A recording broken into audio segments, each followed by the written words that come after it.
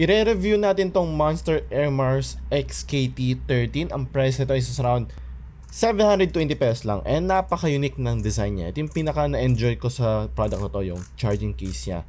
Bakit? Kasi pwede siya maging isang parang fidget device, no? Naalala yung fidget spinner kung saan na-addict yung mga tao. Itong case niya, ganun din yan. Medyo nakaka-addict din siyang laruin ng laruin. Although, hindi ko ma-recommend yun kasi syempre baka masira yung charging case mo. Pero, yun, isa siya sa mga nakaka-addict na pwedeng gawin dito sa case na to. In terms of ergonomics naman, ito na yung for me, pinaka-comfortabling suotin na earbuds dito sa TikTok shop, no? Kumbaga, pag sinuot mo siya, parang feel mo, parang lumulutang yung headphones mo eh. Hindi mo masyado ramdam na may suot ka palang headphones. So, I think ito yung isa sa mga pinaka-best pagdating sa comfortability. Siguro ang problem ko lang dito sa charging case is medyo makapal siya kung mapapansin mo.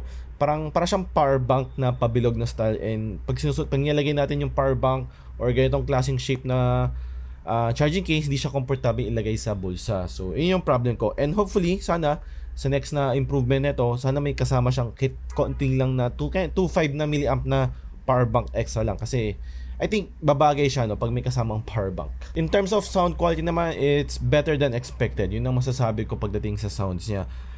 Hindi siya yung pinaka-best, but for the price of 720, maganda na siya. Nasa above average na yung sound quality niya. Although kung mahilig ka sa mga earbuds na malakas yung bass niya, hindi siya ganun kalakas, no? So huwag ka mong expect na parang sumasabog-sabog yung sounds mo dito sa earbuds na to. So if medyo fan ka noon, then hindi para sa inyo, hindi ko ma-recommend tong earbuds na to. Sa mga mahilig naman maglaro dyan, I'm happy to say na merong gaming mode dito sa Monster Air Mars XKT13.